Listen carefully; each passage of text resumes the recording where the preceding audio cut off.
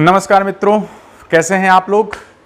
मैं अपने वादे के अनुसार आज भारत और चीन के संबंधों पर चर्चा करने के लिए आया हूं, आपके सामने उपस्थित हुआ हूं। लेकिन उसके पहले मैं आप सबको धन्यवाद देना चाहूँगा कि मैंने जो आपके सामने योजना प्रस्तुत की, आपने उस योजना को स्वीकार किया और आप लोगों ने बड़ी मात्रा में मेरे चैनल को सब्सक्राइब किया है। मैं 1500 लोगों के या 1500 छात्रों के सब्सक्राइब होने का इंतज़ार कर रहा हूं। जैसे ही वो सब्सक्राइब हो जाएंगे, जैसे ही वो लोग सब्सक्राइब कर लेते हैं, आप 1500 लोग, वैसे ही मैं व्हाट्सएप या फिर इंस्टाग्राम पर एक ग्रुप डेवलप करूंगा। व्हाट्सएप पर ग्रुप डेवलप करने की चुनौतियां सबसे बड़ी ये हैं कि केवल शायद 257 या 58 लोग ही जुड़ सकते हैं। इंस्टाग्राम में शायद ऐसी चुनौतियां नहीं हैं। जो उपयुक्त होगा वो कदम उठाया जाएगा और जुलाई के पहले और दूसरे सप्ताह में हम अपना कार्य प्रारंभ कर देंगे। आप लोगों ने जो उत्तरदायित्व मुझको सौंपा है, यह उत्तरदायित्व मुझे अपने कार्य के प्रति और गंभीर बनाता है। मैं पूरी निष्ठा से कोशिश करूंगा कि आपकी उम्मीदें मुझसे किसी भी तरह से न टूटें। किस्सेबाजी 2020 चैनल में मैं डॉक्टर विवेक आप सबका स्वागत करता हूं। किस्सेबाजी 2020 चैनल सिर्फ किस्से नहीं है। यहां सिर्फ आपसे किस्सों पर बात नहीं की जाती, बल्कि किस्सों की आड़ में अति गंभीर बातें आपको समझाई जाती हैं। किस्सों की आड़ में हल्के फुल्के तरीके से आपको राष्ट्र के अतीत और राष्ट्र के वर्तमान की सबसे गहरी बातें बताई जाएंगी। आज भारत के सामने पुनः जो सबसे बड़ी चुनौती है, वह चुनौती है चीन द्वारा भारत की सीमाओं की मर्यादा को लांघने का किया जाने वाला प्रयास। इस बार चीन अकेले नहीं आया है। चीन अपने कुछ चमचों को लेकर आया है। शायद चीन जान गया है कि 1962 का भारत नहीं है, वह सीधा साधा भारत नहीं है जो हिंदी चीनी भाई भाई के नारों के नेपथ्य में धोखा खा जाता है। यह वह भाई है, यह वह एशिया के भाई के रूप में उभर रहा है जो तुम्हें झूला भी झूला सकता है, जो तुम्हें महाबलीपुरम के दर्शन भी करा सकता है। तो मौका मिलने पर हमारे 20 तुम्हारे 40 को मारने की क्षमता रखते हैं। प्रधानमंत्री ने ठीक ही कहा कि हमारे 20 मारते मारते शहीद हुए हैं।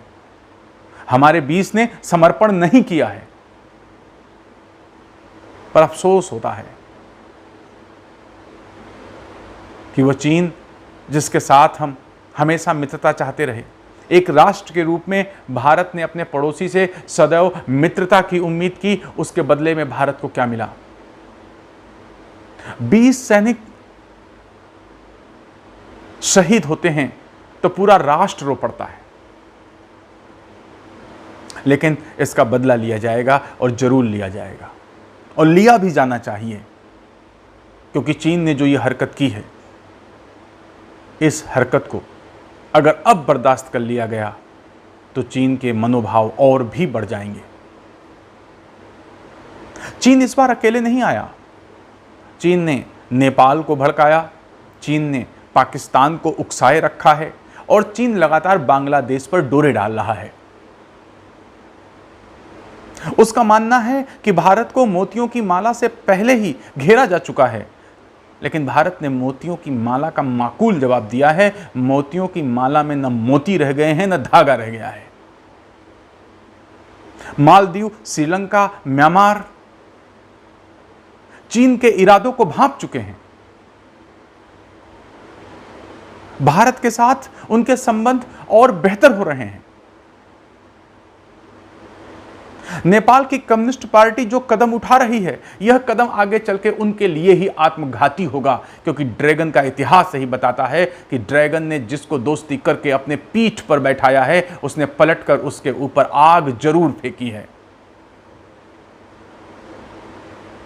दोस्तों, जब मैंने भारत चीन और संबंधों के बारे में चर्चा करनी चाहिए तो मुझे लगा इसे एक ही एपिसोड में पूरा कर देना चाहिए।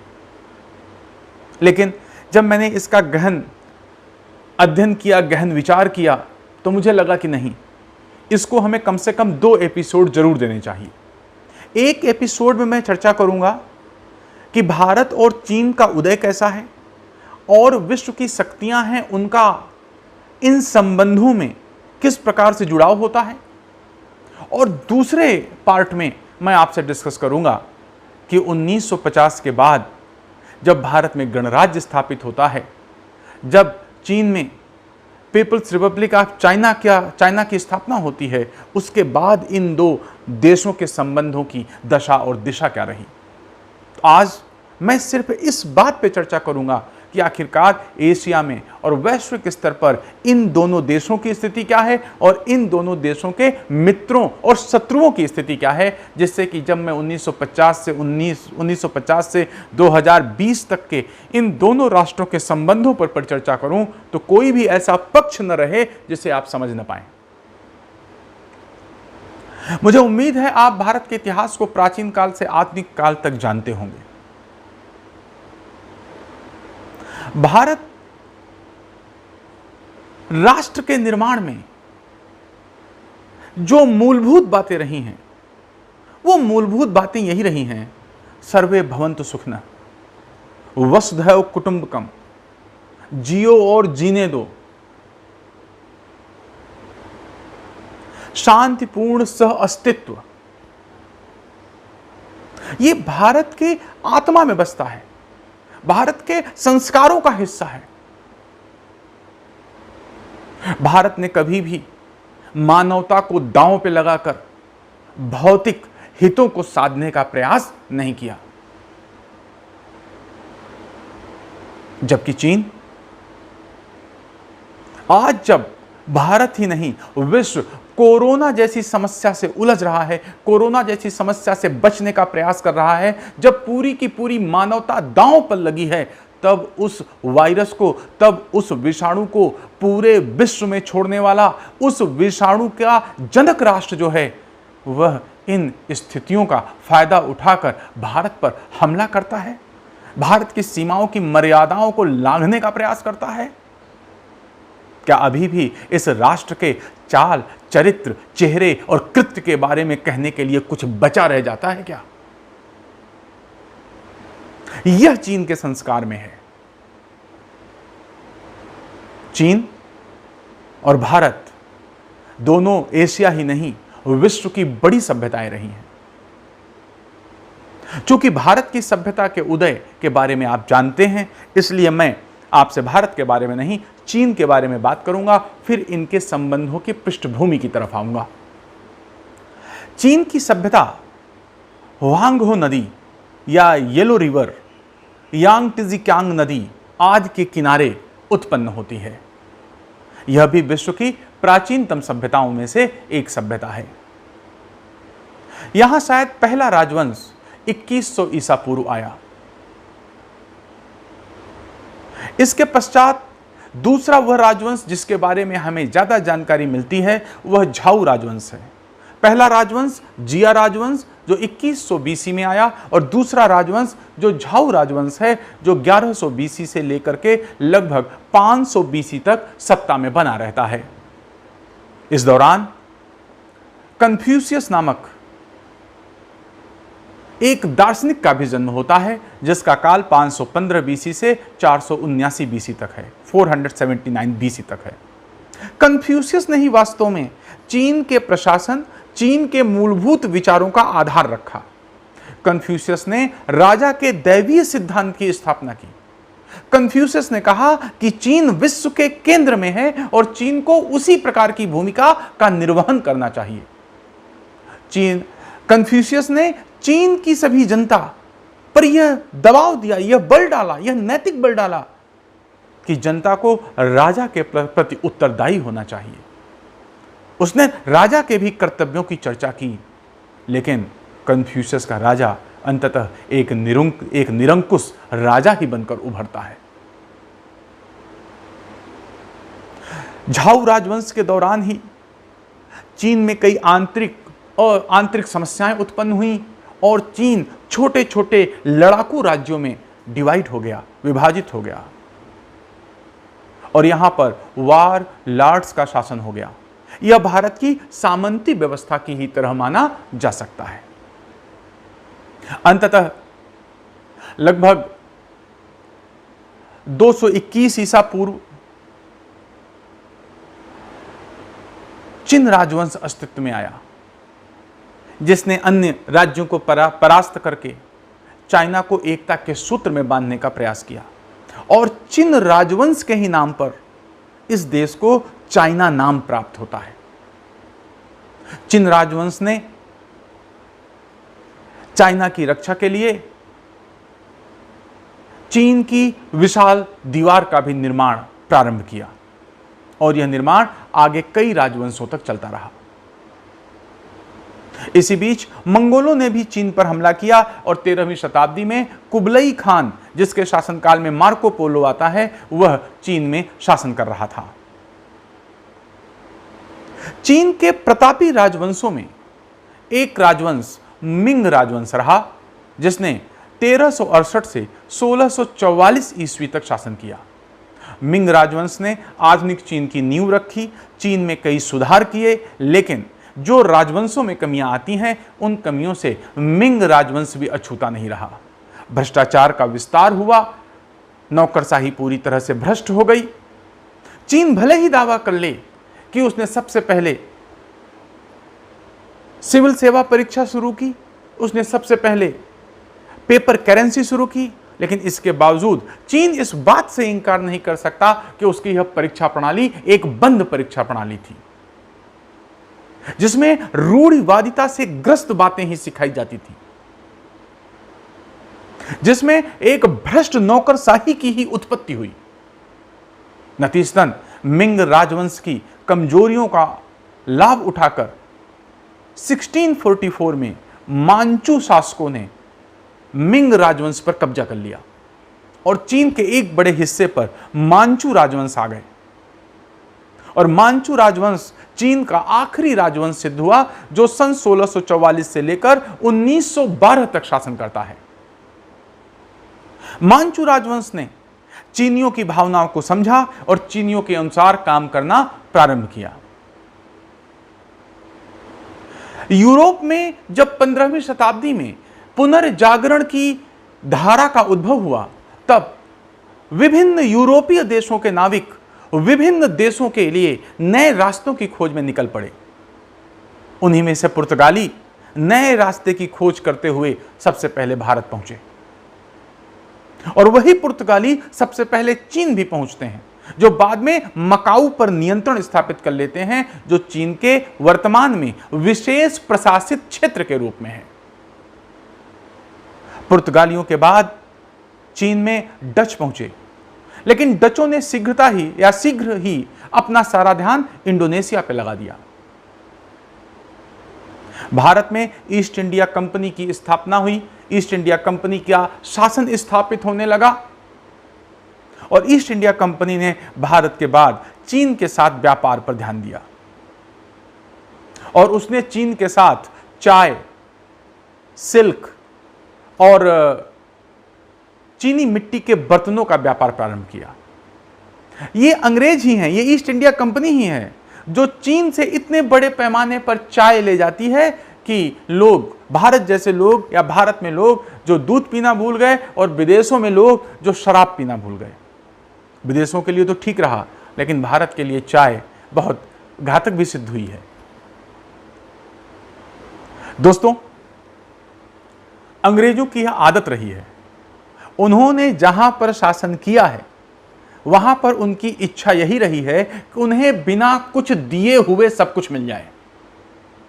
अंग्रेज जब ईस्ट इंडिया कंपनी जब चीन के साथ व्यापार कर रही है, तो ईस्ट इंडिया कंपनी के पास चीन को देने के लिए कुछ नहीं है, वह सिर्फ चीन से खरीदारी कर रही है। मतलब वो केवल चीन से आयात कर रही है, चीन को निर्यात नहीं कर रही है।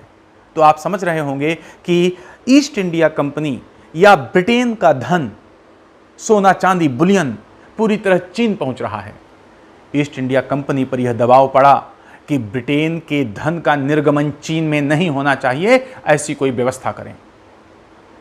मांचू राजवंश ने एक समझदारी की थी, उसने चीन को हर तरफ से बंद कर रखा था। चीन में बाहरी व्यक्तियों का प्रवेश निषिद्ध था। केवल एक दक्षिण में स्थित बंदरगाह कैंटन कैंटन बंदरगाह था जहां से व्यापार किया जा सकता था, बाकी और हिस्सा विदेशियों के लिए पूरी तरह निषिद्ध कर दिया गया था। किंतु जब अंग्रेजों ने देखा कि अंग्रेजों का धन लगातार चीन पहुंच रहा है, इसके बदले उन्हें कुछ भी प्राप्त नहीं हो रहा है और जो प्राप्त हो रहा है वह धन फिर वापस चीन चला जा रहा है, तो अंग्रेजों ने कुटिल चालों का प्रयोग किया। उस वक्त तक अंग्रेजों का बंगाल पर आधिपत्य हो चुका था। भारत अंग्रेजों की, या यूं कहा जाए भारत फिरंगियों की दुरंगी चालों का शिकार हो चुका था। इन अंग्रेजों ने बंगाल में अफीम की खेती करवाई और उस अफीम को इन्होंने सबसे पहले कैंटन के बंदरगाह पर, जो भी वहां पर ब्यूरोक्रेसी है, जो भी वहां चीन के सैनिक हैं, उनको मुफ्त में दिया। और जब चीन में एक अफीमची समाज का निर्माण हो गया, तब उन्होंने अफीम की सप्लाई बंद कर दी। अब वो चीन के लोग अफीम के लिए मरे जा रहे हैं और तब अंग्रेजों ने एक बड़े धन के बदले अफीम की तस्करी शुरू कर दी। अब चीन का धन अंग्रेजों के हाथ में आने लगा। यह बात मांचू शासकों से छिपी नहीं रह सकी। मांचू शासकों ने इसका विरोध किया। ईस्ट इंडिया कंपनी की हजारों पेटियां अफीम महासागर में डाल दी गईं, लेकिन यह अफीमची देश अब ईस्ट इंडिया कंपनी जैसी ताकत का सामना नहीं कर सकता था। मांचू राजवंश में भी भ्रष्टाचार फैलने लगा था। मांचू राजवंश की सेना भी इतनी ताकतवर न थी कि वह आधुनिक हथियारों से लैस ब्रिटिश सेना का मुकाबला कर सकती। नतीजतन जब सन 1839 में प्रथम अफीम युद्ध हुआ तो उसमें चीन की पराजय हुई और चीन ने 1842 में नानकिंग की संधि कर ली। नानकिंग की संधि चीन के लिए अपमानजनक थी। चीन को न सिर्फ अंग्रेजों को व्यापार के बड़े अधिकार देने पड़े, बल्कि कैंटन के अलावा 4 अन्य बंदरगाहों को भी व्यापार के लिए खोलना पड़ा। इसी समय ब्रिटिश को हांगकांग सौंपा गया। एक तरह से ब्रिटिश ने चीन पर अपना शिकंजा कसना शुरू कर दिया। जब एक बार चीन के दरवाजे खुले तो अन्य यूरोपीय शक्तियां जैसे फ्रांस भी वहां अपना दावा करने लगा। बाद के कालों में जर्मनी ने भी वहां अपना दावा किया। यही नहीं, अमेरिका भी वहां की लूट का हिस्सा लेने का प्रयास करने लगा। जापान और रूस भी चीन की लूट में शामिल होने लगे। इसे इतिहास में चीनी तरबूजे का बंटवारा कहा जाता है। जिस प्रकार कुछ बंदरों को एक तरबूजा लग जाए और सब उसके छोटे छोटे टुकड़े लेकर भाग लेते हैं, उसी तरह चीनी तरबूजे के बंटवारे की साजिशें चलने लगीं। ये अलग बात है, चीनी तरबूजा उतनी बुरी तरह नहीं बटा जितनी बुरी तरह बट सकता था, क्योंकि इन शक्तियों में जो चीनी तरबूजे को बांटने का काम कर रही थीं, उन्हीं के बीच आगे चल के एकता स्थापित नहीं रह सकी। समय के साथ ब्रिटिश को लगा कि जो नानकिंग की संधि से जो हमको लाभ मिले हैं, उससे भी ज्यादा लाभ हमें मिलने चाहिए। और फिर उन्होंने बड़ी डिमांड रखनी शुरू कर दी। और जब बड़ी डिमांड रखनी शुरू कर दी, मांचू राजवंश ने फिर मना किया, तो फिर दूसरा अफीम युद्ध हुआ। 1856 से 60 तक चलता रहा और इस युद्ध में मांचू शासक निर्णायक रूप से हराए गए। चीन की जनता, जिसे मांचू शासकों पर विश्वास था, जो ये मानती आई थी कि कन्फ्यूशियस के सिद्धांत के अनुसार जो राजा होता है उस पर देवताओं का आशीर्वाद होता है, मांचू वंश अगर विदेशियों से हार रहे हैं तो इसका एक ही मतलब है कि मांचू वंश के ऊपर से देवताओं का आशीर्वाद हट गया है। जनता मांचुओं से नाराज हो उठी। जनता विदेशियों से त्रस्त हो चुकी। मांचू हटाओ, विदेशियों को भगाओ जैसे नारे चलने लगे। विद्रोहों की एक श्रृंखला शुरू हुई जिसे ताइपिंग विद्रोह कहा गया। किंतु सर्वाधिक उग्र विद्रोह 1899-1901 में हुआ, जिसे बॉक्सर विद्रोह कहते हैं। यहां युवाओं का एक समूह गठित हुआ तथा यह माना जाता था कि सारी ताकत उनकी मुट्ठियों में है और उन्होंने मांचू राजवंश और अंग्रेजों के खिलाफ विद्रोह कर दिया। लेकिन यह विद्रोह असफल रहा। अंग्रेजों ने यह विद्रोह दबा दिया। किंतु इसी दौरान चीन में लोगों की समझ बढ़ने लगी। ब्रिटिश आए तो ब्रिटिश अगर चीन में कुछ बदलाव चाहते हैं तो ब्रिटिश को वहां पर ऐसे लोग चाहिए जो अंग्रेजी शिक्षा प्राप्त हों। तो जिस प्रकार भारत में उपनिवेश स्थापित करने के क्रम में अंग्रेजों ने थोड़े बहुत सुधार किए, वही अगर थोड़े बहुत सुधार चीन में हो रहे हैं तो यह चीनी जनता को जागृत करने का कार्य करेंगे। चीनियों को यह भरोसा हो गया कि हमने चीन में जो कुछ सीखा है उसमें कुछ कमी है। यूरोप में या अन्य देशों में जो सिखाया जा रहा है वो बेहतर है और लोग, चीन के युवा चीन को छोड़कर विश्व के विभिन्न देशों में जाने लगे। यहीं से चीनी डायस्पोरा का निर्माण होता है, चीनी बिखराव का निर्माण होता है, जो आगे चलकर 1980 के दशक में चीन के विकास का आधार बनने वाला है। इन्हीं विद्यार्थियों में जो बाहर गए हैं एक व्यक्ति है सन यात सेन। सन यात सेन ने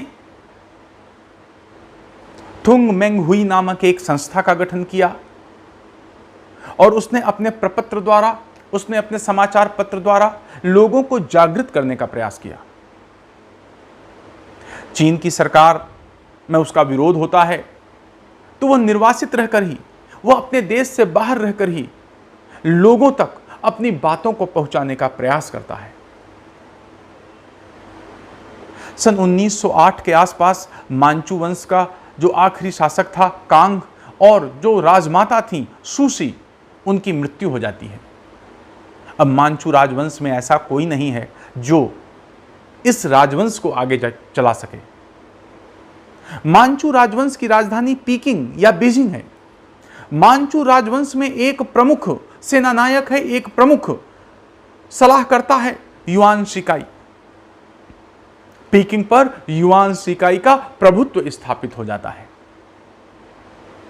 दूसरी तरफ राजा के अभाव में चीनी जनता विद्रोह करती है। सन यात सेन उचित मौका देख करके कैंटन बंदरगाह पहुंचते हैं और चीन के दक्षिण के लोगों ने कैंटन में एक सरकार स्थापित कर सन यात सेन को उसका अध्यक्ष घोषित कर दिया। यह लगने लगा कि सन यात सेन चीन के नए अध्यक्ष निर्मित होंगे। सन यात सेन गणतंत्र को स्थापित करने के पक्ष में थे और 1911 में उन्होंने कोमितांग नामक पार्टी भी गठित की। लेकिन युआन शिकाई जो पीकिंग में प्रमुख था, उसने चीन के राष्ट्राध्यक्ष होने का दावा किया। सन यात सेन इस समय कोई भी विवाद नहीं चाहते थे। सन यात सेन का मानना था कि अगर एकता स्थापित रही विभिन्न वर्गों में तो चीन का विकास बेहतर होगा।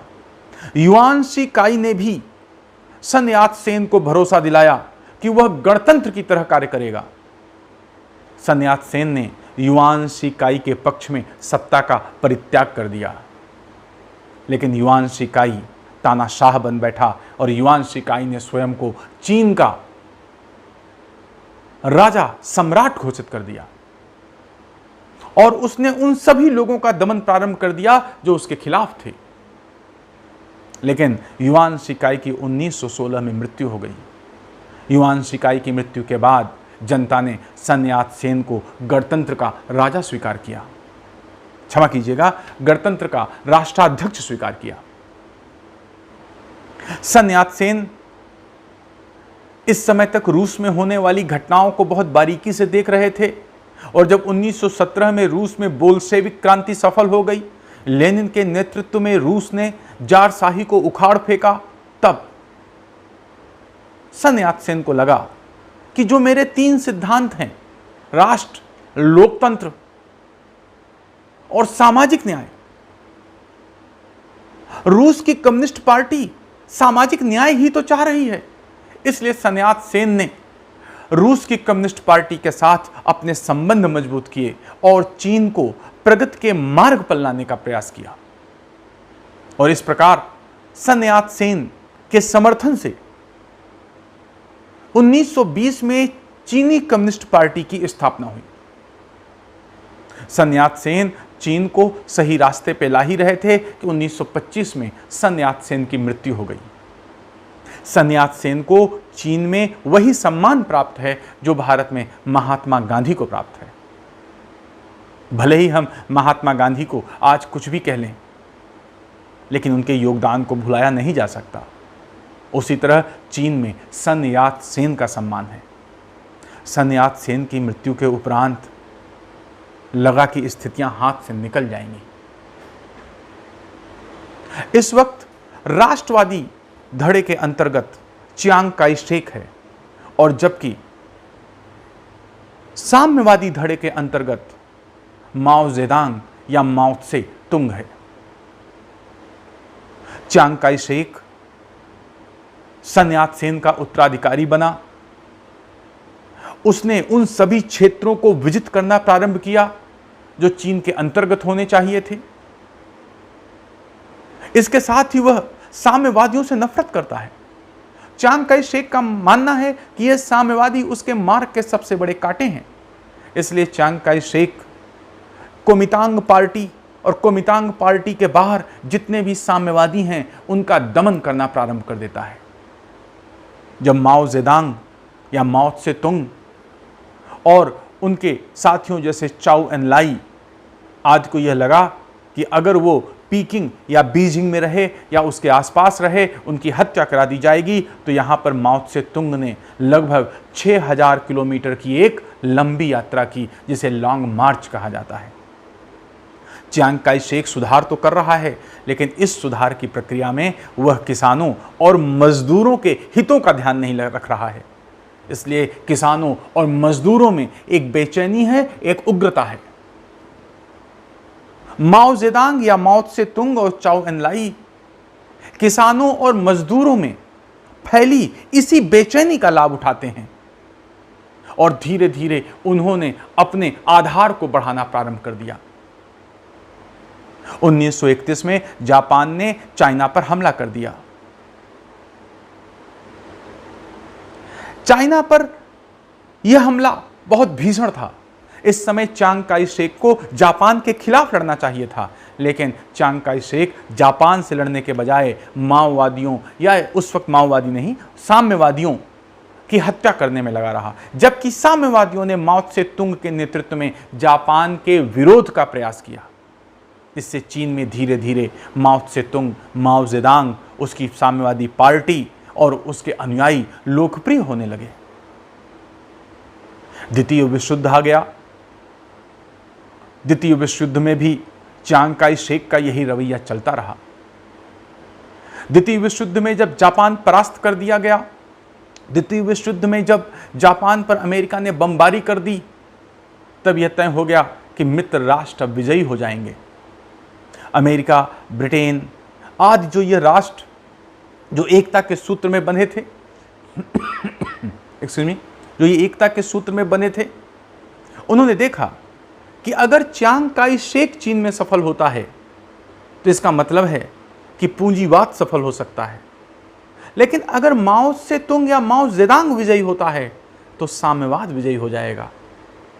और 1945 के बाद विश्व दो खेमों में बंट गया। इसे हम शीत युद्ध का दौर कहते हैं। एक खेमा रूस के साथ आ गया और दूसरा खेमा अमेरिका के लीडरशिप में आ गया। चियांग काई शेक को अमेरिका का समर्थन प्राप्त हुआ। दूसरी तरफ माओ त्से तुंग रूस के साथ अपने संपर्क को बनाए रखता है। 1945 से 1949 तक चीन में साम्यवादियों और चियांग काई शेक के बीच भयंकर लड़ाई चलती रही। अगर इस समय अमेरिका और ब्रिटेन चियांग काई शेक को सही से मदद कर देते तो माओ त्से तुंग की पराजय हो सकती थी, लेकिन अमेरिका, ब्रिटेन तथा अन्य यूरोपीय ताकतें पहले ही द्वितीय विश्व युद्ध से इतनी त्रस्त हो चुकी थीं, द्वितीय विश्व युद्ध से उनको इतना नुकसान हो चुका था या द्वितीय विश्व युद्ध से वो इतना थक चुके थे कि वो चियांग काई शेक को एक्सक्यूज मी कि वो चियांग काई शेक को वो समर्थन नहीं दे सके जो समर्थन चियांग काई शेक को मिलना चाहिए था। नतीजतन 1949 में चियांग काई शेक की स्पष्ट पराजय होती है। 1949 के अक्टूबर-नवंबर महीने में चियांग काई शेक परास्त होकर फार्मोसा द्वीप चला गया, जिसे आज हम ताइवान कहते हैं, और चियांग काई शेक ने यह कहा कि ताइवान ही असली चीन है, जिसको अमेरिका तथा अन्य पश्चिम के राष्ट्र लंबे समय तक मान्यता प्रदान करते रहे। अक्टूबर 1949, नवंबर 1949 पीपुल्स रिपब्लिक ऑफ चाइना अस्तित्व में आ गया। यहां माओ जेदांग राष्ट्राध्यक्ष बन रहा है और चाओ एन-लाई प्रधानमंत्री बन रहे हैं। यह वह चीन है जो अब प्रसारवादी है। माओ जेदांग ने इसके बाद ध्यान दिया कि वो सभी क्षेत्र जो कभी न कभी चीन के अधीन थे, जो वर्तमान में चीन से दूर हैं, उन पर हमें नियंत्रण प्राप्त करना है, वो चाहे कहीं भी हों। इसी जद में उनके तिब्बत आने वाला था, इसी जद में उनके सिल्क रूट आने वाला था, और सिल्क रूट पर पड़ने वाला लद्दाख आने वाला था। इसी जद में उनके नेफा, या जिसे आज आप अरुणाचल प्रदेश कहते हैं, वहां पर खींची गई मैकमहन लाइन आने वाली थी।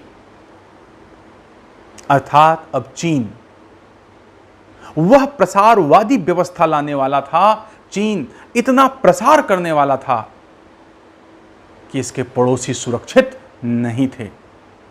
माओ जेदांग एक विस्तारवादी नेता है। माओ जेदांग चाइना को स्थापित करने के लिए विस्तार के किसी भी हद तक जा सकता है। उसने रूस के स्टालिन की व्यवस्था को देखा। लेनिन, स्टालिन, मार्क्स, सबको उसने पढ़ा और उसने चीन की स्थितियों के अनुसार मार्क्सवाद और समाजवाद का चीनीकरण कर दिया, और उसकी यही अवधारणा माओवाद कहलाती है। उसने लंबी छलांग, कल्चरल रिवॉल्यूशन, इन सब कार्यों के द्वारा अपने लाखों विरोधियों को मौत के घाट उतार दिया। इसी दौरान 15 अगस्त 1947 में भारत आजाद हुआ। भारत के 2 टुकड़े कर दिए गए। 1929 में रावी नदी के किनारे जवाहरलाल नेहरू ने एक शपथ ली थी। शपथ यह थी कि हम भारत को आज़ाद कराएंगे। लेकिन जब 1947 में भारत आज़ाद हुआ तो रावी नदी के तट पर ली गई शपथ को, रावी नदी के तट पर ली गई कसम को लंदन की थेम्स नदी लील गई, थेम्स नदी पी गई। भारत आज़ाद तो हुआ, अखंड नहीं आज़ाद हुआ। भारत के 2 टुकड़े कर दिए गए, पाकिस्तान और भारत, हिंदुस्तान। यह भारत के लिए एक बड़ा सदमा था, लेकिन फिर भी भारत इससे संभला और भारत ने भी 1950 में अपने को गणतंत्र घोषित किया। संविधान के साथ ही हम गणतंत्र हो रहे हैं। 1950 में पीपुल्स रिपब्लिक ऑफ चाइना आ रहा है, एक साम्यवादी और एक यहां पर गणतंत्रात्मक लोकतंत्र है, लोकतंत्रात्मक गणराज्य है, और एक तरफ साम्यवादी गणतंत्र है, एक प्रसारवादी है, एक सर्वे भवन्तु सुखिनः देखने वाला है, एक विस्तार करना चाहता है ऑक्टोपस की तरह, और एक शांतिपूर्ण सह अस्तित्व में रहना चाहता है। दोनों के विचारों में जमीन आसमान का अंतर, दोनों के नेताओं में जमीन आसमान का अंतर। माओ जेदांग व्यवहारिक है, वह चीन की सीमाओं के पुनर्निर्धारण के लिए बेचैन है, वह चीन की नई सीमाओं का निर्धारण करना चाहता है। दूसरी तरफ जवाहरलाल नेहरू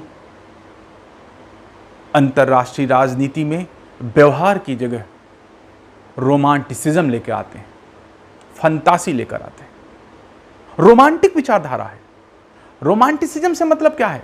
रोमांटिसिज्म से मतलब है यह मानना कि अंतर्राष्ट्रीय राजनीति में आदर्शवाद लागू हो सकता है। उनका मानना था चीन भी अच्छे से रह लेगा, हम भी अच्छे से रह लेंगे, पाकिस्तान भी अच्छे से रह लेगा, सब अच्छे से रह लेंगे।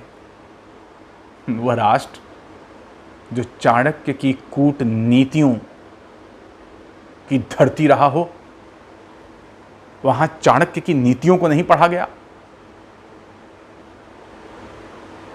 वहां राजनीति के आधारभूत सिद्धांतों की अनदेखी की गई और यह माना गया कि जो पड़ोसी है वह भी उसी तरह का व्यवहार करेगा जिस तरह का व्यवहार हम करना चाहते हैं। यह दूरदर्शिता तो न थी। लेकिन मैं नेहरू को भी दोष नहीं देना चाहता, उनकी राष्ट्रभक्ति पर कहीं से कोई प्रश्न चिन्ह नहीं लगता। लेकिन हां, अंतर्राष्ट्रीय राजनीति को जितना व्यवहारवादी होना चाहिए, उस व्यवहारवाद में नेहरू की चूक अवश्य है और इसके लिए नेहरू को माफ नहीं किया जा सकता। पटेल, श्री वल्लभ भाई पटेल,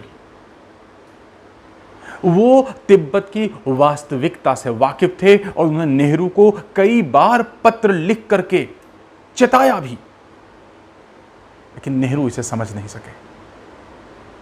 दोस्तों, 1950 में एशिया में आमने सामने अगल बगल दो ऐसे राष्ट्र हैं जिनका चाल चरित्र चेहरा अलग अलग है।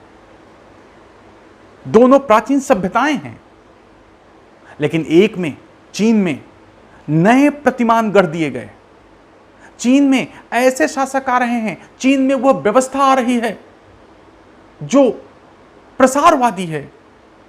भारत चीन का सही आकलन करने में चूक गया।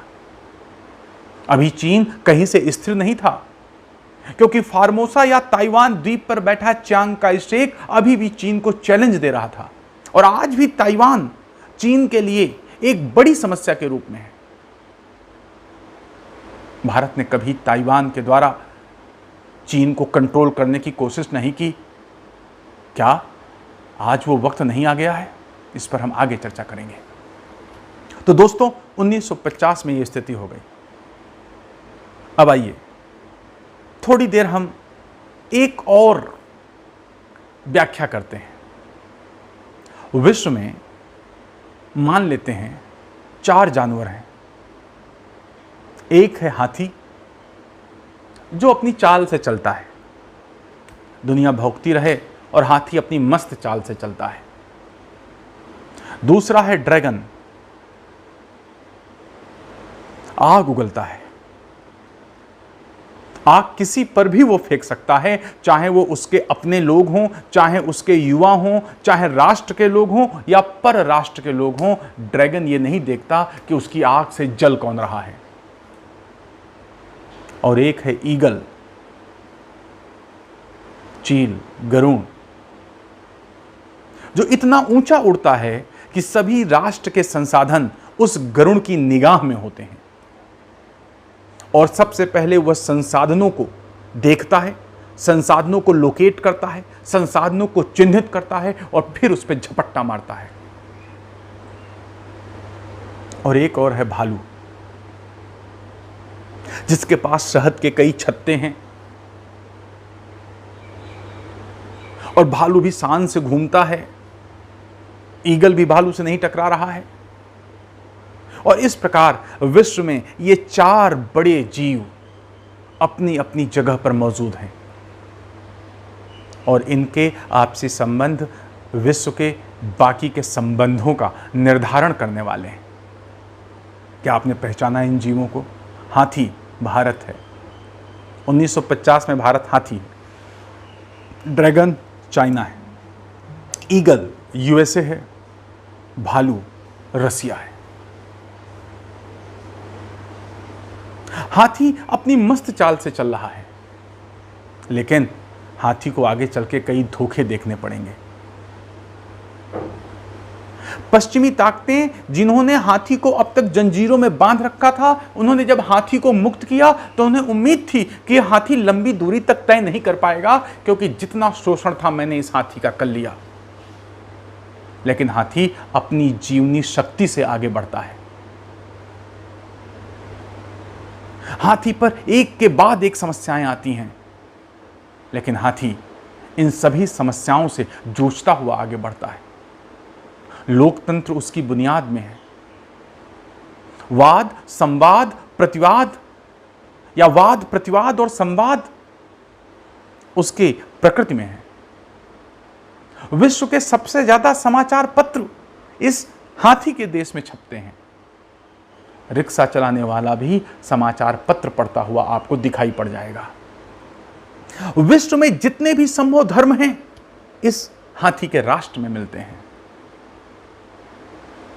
विश्व में जितनी भी बोलियां हैं इस हाथी के राष्ट्र में मिलती हैं। इतनी विविधता से भरा हुआ यह राष्ट्र है। मतभेद तो होंगे, लेकिन यह मतभेद इस राष्ट्र को कमजोर नहीं, इस राष्ट्र को मजबूत करते हैं। चुनौतियां आती हैं, पर यह राष्ट्र उन चुनौतियों को झेल लेता है। पूरी दुनिया को लगा कि हाथी इसी चाल से चलेगा, लेकिन ऐसा हुआ नहीं। धीरे धीरे हाथी के राष्ट्र में डेमोग्राफिक डिविडेंड, जनांकीय लाभांश की स्थिति आ जाती है। हाथी को नई ऊर्जा मिलने लगती है। हाथी की गति बढ़ जाती है। ईगल, ड्रैगन, भालू सब ये देख रहे हैं कि जब हमारी ऊर्जा खत्म हो रही है तब इस हाथी की ऊर्जा कैसे बढ़ रही है। इस हाथी की ऊर्जा उन राष्ट्र के युवाओं की ऊर्जा थी, बल्कि वैश्विक स्तर पर यह मुहावरा हो गया, इवन एलिफेंट कैन डांस। हाथी भी नृत्य कर सकता है। हाथी ने बड़े परिवर्तन देखे, लेकिन जनांकीय लाभांश ने हाथी को एक अद्भुत ऊर्जा प्रदान कर दी थी। दूसरी तरफ ड्रैगन ने भी अपनी आंख तेज कर ली थी। ईगल ने भी अपनी उड़ान ऊपर कर ली थी। भालू के सामने कुछ समस्याएं आई थीं, उसके कई छत्ते टूट गए थे, लेकिन भालू ने फिर से खुद को संभाल लिया था। ड्रैगन को यह बर्दाश्त नहीं हुआ कि उसके बगल में हाथी की गति इतनी तेज रहे। ड्रैगन कभी भी हाथी की गति को देखकर खुश नहीं था, जबकि हाथी को इससे कोई समस्या नहीं थी कि ड्रैगन की आंख कितनी तेज है, ड्रैगन कहां तक जाता है। वह चील की उड़ान से भी नहीं जल रहा था। हाथी तो बस ये चाहता था कि कोई उसे परेशान न करे, वह जिस प्रकार से विकास कर रहा है उसका विकास हो। लेकिन विश्व का कोई भी राष्ट्र दूसरे राष्ट्र को सुखी नहीं देख सकता। हाथी ने भालू से दोस्ती की। भालू भी एक अच्छा दोस्त उसका साबित हुआ। दोनों ने एक दूसरे की हेल्प भी की और आज भी हेल्प हो रही है। जब मैं आपसे चर्चा कर रहा हूं तो राजनाथ सिंह जी इस वक्त रूस में ही हैं। इसी समय विश्व पॉलिटिक्स में बदलाव हुआ। सन 2014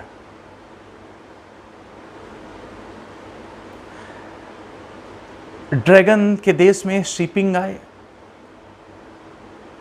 पुतिन भालू के देश में, ट्रंप महोदय यूएसए में और भारत में नरेंद्र मोदी का आगमन हुआ। 2014 के बाद की राजनीति ग्लोबलाइजेशन से हटकर नेशन फर्स्ट में आ गई। भारत चाह के भी नेशन फर्स्ट जैसी चीजों को अपना नहीं पाया, जबकि बाकी राष्ट्रों ने नेशन फर्स्ट पर बहुत ज्यादा जोर दिया। लेकिन परिवर्तन हुआ था और यह परिवर्तन बिल्कुल सामने आने वाला था। विश्व के सभी मंचों पर भारत की धमक महसूस होने लगी और भारत पहले से ही जादू करने वालों का राष्ट्र रहा है।